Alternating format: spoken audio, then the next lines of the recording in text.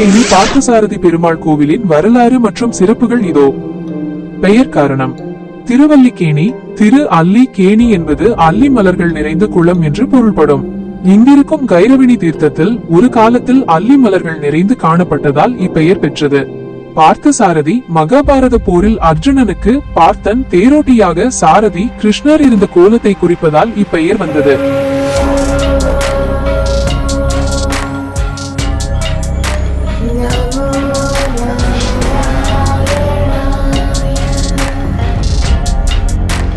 தல வரலாறு புராண பின்னணி.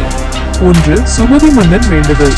திருமால் பக்தரான சுமதி என்ற மன்னர் பெருமாளை மகாபாரத போரில் பார்த்தசாரதியாக இருந்த கோலத்தில் காண விரும்பினார். அவரின் வேண்டுதலுக்கு இணங்கி பெருமாள் இத்தலத்தில் அதே கோலத்தில் காட்சி தந்தார். 2. மீசையுடன் கூடிய பெருமாள் போர்க்களத்தில் ஒரு தேரோட்டியாக இருந்ததால் இங்கு மூலவர் மீசையுடன் கம்பீரமாக காட்சி தருகிறார். உலகிலேயே மீசையுடன் பெருமாளை தரிசிக்கக்கூடிய அரிதான தலம் இது. 3. அம்பு தழும்புகள். பாரத போரில் அர்ஜுனனை காக்க பீஷ்மர் எய்த அம்புகளை தன் உடலில் தாங்கியதால் இத்தல உற்சவரின் முகத்தில் அந்த அம்பு தழும்புகளை இன்றும் காணலாம். முக்கிய குறிப்புகள். பழமை 8ஆம் நூற்றாண்டில் பல்லவர்களால் கட்டப்பட்டது. 108 திவ்ய தேசங்களில் ஒன்று. உலகிலேயே மீசையுடன் இருக்கும் ஒரே பெருமாள் சிலை இதுதான். அம்பு தழும்புகள். போரில் அர்ஜுனனை காக்க அம்புகளை தாங்கியதால் மூலவர் மற்றும் உற்சவர் முகத்தில் தழும்புகள் உள்ளன. சக்கரம் இல்லை, போரில் ஆயுதம் ஏந்த மாட்டேன் என்ற வாக்குறுதிக்காக கையில் சக்கரமின்றி சங்கு மட்டும் ஏந்தியிருப்பார். சிறப்பு. ஒரே கோவிலில் விஷ்ணுவின் 5 அவதாரங்களை பார்த்தசாரதி, நரசிம்மர், ராமர், ரங்கநாதர், வரதர் தரிசிக்கலாம். பிரசாதம். தழும்புகளை ஆற்ற அதிக நெய் சேர்த்த மிளகு இல்லாத சர்க்கரை பொங்கல் பிரசித்தம்.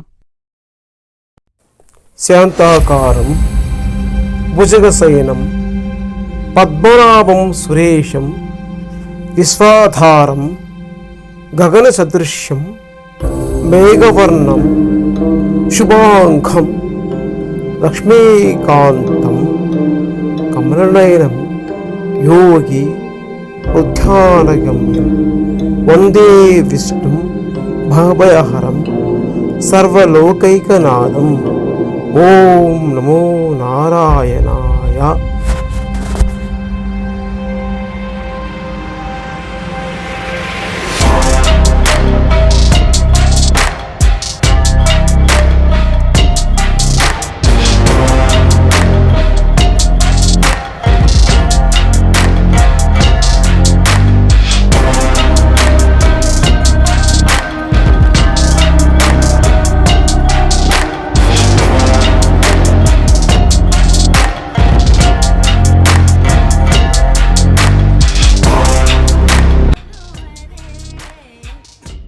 இக்கோவிலில் வெங்கடகிருஷ்ணர் மீசையுடன் காட்சி தருகிறார். இதனால் இவருக்கு மீசை பெருமாள் என்ற பெயரும் உண்டு.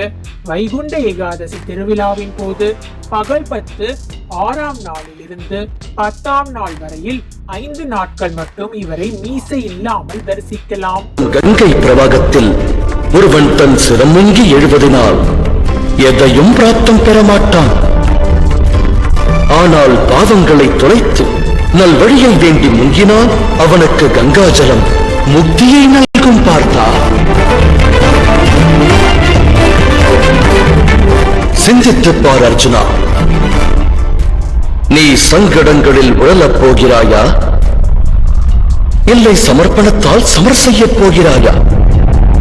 உண்மையில் மனிதனோடு தொடர்புடையது கர்மங்கள் அல்ல, அந்த கர்மங்களோடு சம்பந்தப்பட்ட ஆசைகளே ஆகும்.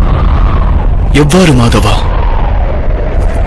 நிகழும் இந்த யுத்தத்தில் நீ வெற்றி மீது ஆசை கொண்டு தோல்வியை தழுவினால் அளப்பரிய வேதனை அகத்தை சூழும்.